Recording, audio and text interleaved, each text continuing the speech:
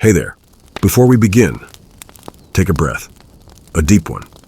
Let it fill your chest, and slowly, let it go.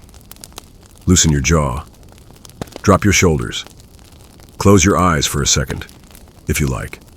And while you're at it, press that little subscribe button. No rush, no pressure. Just a soft promise that you won't miss a single night like this. Now, turn off the fan. Pull your blanket a little closer, because this evening is yours, and we're going back. Not far in distance, but far in time. Back to a quiet little house tucked behind a winding marketplace in a medieval town. Not the home of a lord or a knight, but someone softer, a spice trader, a man whose wealth lives in scent, in jars lined on crooked wooden shelves, in notes scribbled in fading ink, in soft linen, still dusted with nutmeg from that morning's measure. It's the end of his day. He's home. The cloak comes off. The boots are loosened. He moves slowly, like a man used to waiting. There's something in the air. Cinnamon, maybe. Something darker beneath it. Earthy, almost sweet. And in the quiet of his home, nothing rushes. The fire is low. The drink is warm. And everything smells like stories. He sits, not to speak, not to entertain, just to be. The ledger opens, the same one he's written in for years, dates, ports, names of ships that may never return. And yet, he writes them down, always, because maybe they will. The night stretches long, but it's not lonely, not really. Because you're here too, watching the way his eyes follow every flicker of candlelight, how his fingers brush the edge of a tin of crushed clove. There's quiet here, but it isn't empty. It's full. Full of the kind of peace that only comes when the day is done, and everything you need is already inside the room. There's a window near the corner of the room, a narrow one. Just enough to let in the last of the twilight. The sky outside is blue, fading into violet, the kind of color you only see when day has already left. But night hasn't quite arrived. The window has no glass, only a folded bit of cloth pinned over it, swaying gently with the evening breeze. It moves just enough to stir the edge of a parchment scroll resting on the shelf. He doesn't look up. He knows this moment too well. The first true silence after the marketplace closes. No shouting, no bargaining, just stillness. And maybe the sound of someone sweeping their shop 2 doors down.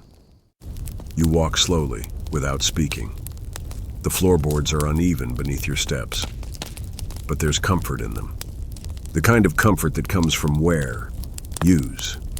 Years of knowing exactly where the creaks are. You pass by a low wooden table. It's covered in small cloth bundles tied with twine, each marked with a symbol. You don't know what they mean, but he does. Each one holds something from far away. Turmeric from the east, mace from the southern coasts, tiny dried limes that once sailed through 3 ports to get here. You pause near a bundle that's slightly open. Inside, a deep red powder. It smells warm, sharp, like something that would linger on the tongue long after the meal was done. You hear a chair shift behind you. He's watching you now, but not intrusively, not the way some people look.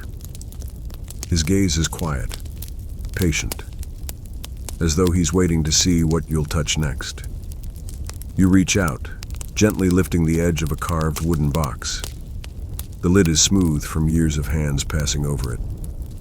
Inside, you find petals, soft, dry, aged into a kind of brittle silk, rose, but not like the ones in gardens. These smell darker, heavier. They've seen deserts. They've slept beside myrrh and sandalwood. He finally speaks. Just one sentence. You ask him where the roses came from, and he tells you. A name you don't recognize. A place you'll probably never see. But somehow, you can picture it. You sit down across from him, No words, just sharing the same air, the same slow hour. He reaches into a drawer and pulls out a scrap of linen, unfolds it gently. Inside, a small piece of dried fruit, dusted in something sweet. He places it between you. No offering, no gesture. It's just there, meant to be shared. And so you do. It tastes like sunshine that's been aged, deep, sticky, beautiful. There's a softness to this home, a stillness you hadn't realized your body was aching for. The kind of quiet where your thoughts no longer race. They just float. He opens a book. Not a ledger this time, something older. The spine cracked, the edges curled like the corners of a smile. He begins to read, but not aloud, only to himself. And the room hums in its own way. You can feel the wood of the chair beneath you warming from your skin. The scent of old spices in the air is no longer separate from you. It's a part of you now, like you've been breathing them for years. Maybe you have. Maybe you've been here before, in some life, some dream. The firelight flickers, but not enough to interrupt. Time folds inward. Minutes become moments. Moments become stillness, and stillness becomes sleep. Not the sleep of exhaustion, but the kind that comes when your body finally knows it's allowed to rest. Fully, safely, completely. You lean back slightly in your chair, and the wood sighs beneath you, as if even the furniture here knows how to rest. He closes the book, carefully, like it matters, not rushed, never rushed.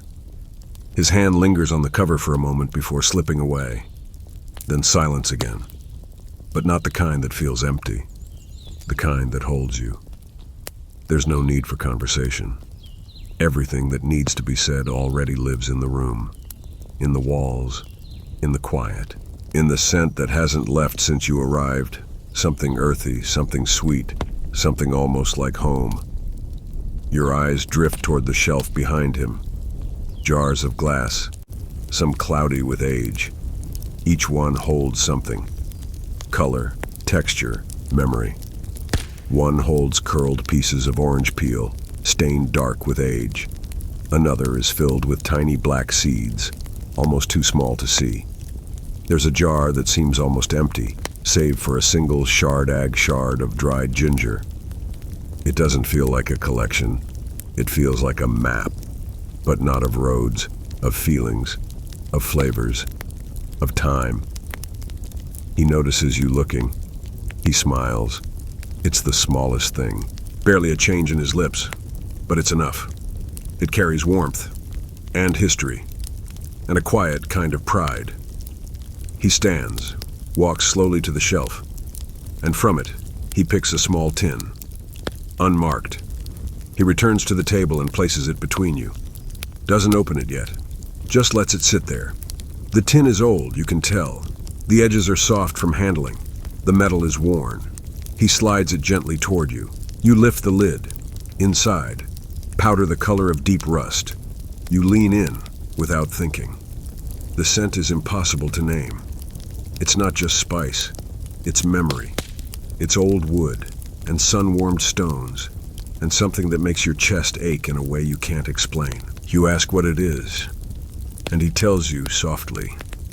A blend his grandmother used to make, from before he could walk.